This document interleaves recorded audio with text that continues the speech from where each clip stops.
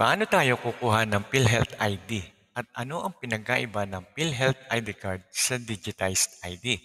So ngayon ituturo ko sa inyo ang sunod-sunod na proseso at gagawin nyo para hindi na kayo mahirapan sa pagkuha ng PhilHealth. Tara, umpisa na natin. Unang-una, kailangan ng dalawang ID pictures na one by one. Okay? 2 copies of PhilHealth Member Registration Form o yung PMRF. Kailangan din ng photocopy ng inyong PSA-issued birth certificate o kaya at least dalawang valid ID.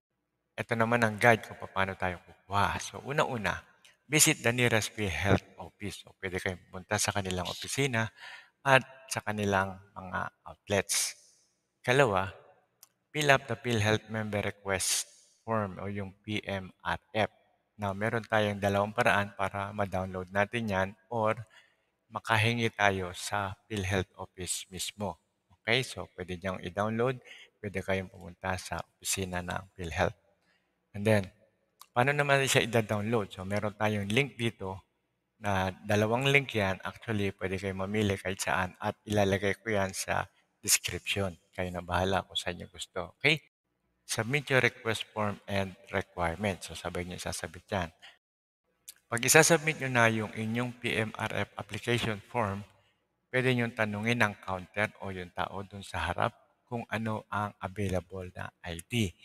Number 1, pwedeng ordinary PhilHealth ID o kaya ay PBC digitized ID. Ano yung pinagkaiba niyang dalawa na yan? Ang ordinary PhilHealth ID ay yan yung kulay green na cardboard na manipis na lalagyan nyo na ng picture at kailangan nyo pang ipa-laminate.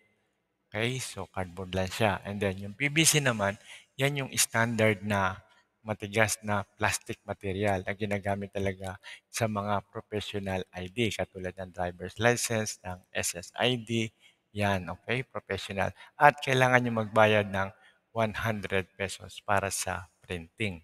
So antayin nyo lang ang inyong PhilHealth ID at ang member data record. So the same day, makukuha nyo rin yan, okay? And then lastly, para sa mga ordinaryong ID, add your picture and signature sa ID. Okay? So, what to do next? Kailangan na nating mag-register online. So, una, pupunta tayo sa website ng PhilHealth and then i-click lang natin yung online services. Paano tayo pupunta sa website? Andyan yung link sa ilalim at ilalagay ko rin yan sa description para doon nyo kukopihin. Okay? So, click natin yung online services, yung may arrow, and then punta tayo sa member portal and click register login. Yan yung may arrow. Click lang natin yan. And then, pag na-click na natin, pupunta na tayo sa login. Okay? Makikreate na tayo ng account. Nakikita nyo sa ilalim, create an account, yung may arrow, click nyo lang yan, and then mapupunta na tayo sa member portal account creation. So, i-enter nyo lang yung inyong mga personal information. Okay?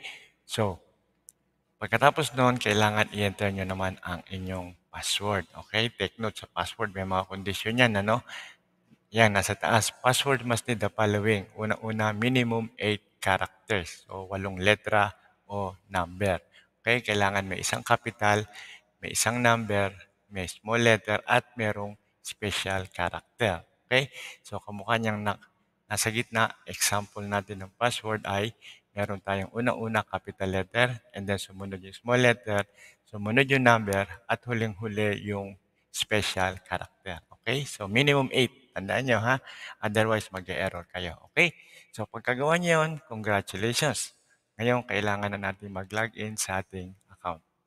Okay, so ang gagawin natin, enter natin ang PhilHealth number dyan sa ibabaw, and then your password, yung susunod, and then copy the CAPTCHA. Yan yung 608993. Kukopyahin nyo lang dyan sa pangatlo. And then, click login. Okay, so pagkalagay nyo, lalabas na ang inyong mga details sa inyong dashboard. Okay, so una-una makikita nyo ang member information, lahat ng information na tungkol sa inyo. And then kung kayo ay member na, dito nyo rin makikita yung inyong mga contributions. Okay, pangatlo, konsulta. Yan, importante rin yan. Yung konsulta, inelaborate natin yan. Pag pumasok tayo sa konsulta, makikita natin dyan, click here to select konsulta provider. Kasi libre to, no? Kaya kailangan malaman nyo yan. Okay? So, pagka-click nyo naman yan, pupunta na kayo sa search other consulta provider. Okay? Halimbawa, wala dyan yung ano nyo, scroll down nyo lang, wala yan kasi centralized yan para sa lahat. So, gawin nyo, i-search nyo lang yung inyong lugar. Okay? And then dito naman, select your province, select your municipality kung nasang area kayo, and then click search.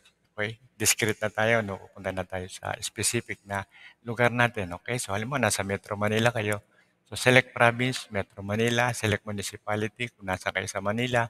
Halimbawa, nasa Binondo, and then click search. So, lahat ng nasa Binondo, lalabas. Okay? So, pwede kayong pumunta doon, pwede kayong magpa-check up, at libre po ang check up doon kung may dala na kayo na PhilHealth ID. Okay?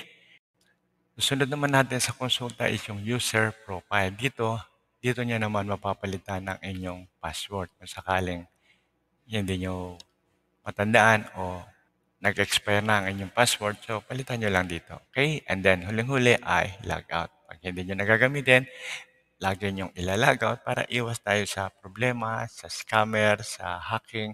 Log out nyo palagi. Okay? Sa ngayon, meron pa tayong mga ibang PhilHealth videos na po pwede niyong panoorin. So, unang-una, paano tayo mag-a-apply sa PhilHealth ng first time? Kalawa, paano magbabayad o magkano ang babayaran natin mga contribution sa PhilHealth? Ikatlo, paano tayo kumuha ng indigent IT? And then ikaapat, libre na sa mga senior citizen at PWD. Okay, so basahin niyo, panoorin niyo lang yan at malalaman niyo ang mga detalye. At ang huling-huli ay paano makakakuha ng pambayad sa ospital at saan makakahingi ng tulong. Okay?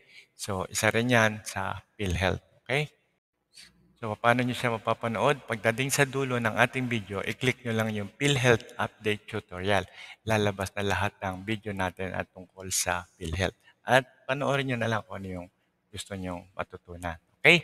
So, sa ngayon, maraming salamat sa inyong panonood at huwag nyo lang kakalimutan mag-like, mag-subscribe at hit nyo na rin ang bell para updated kayo.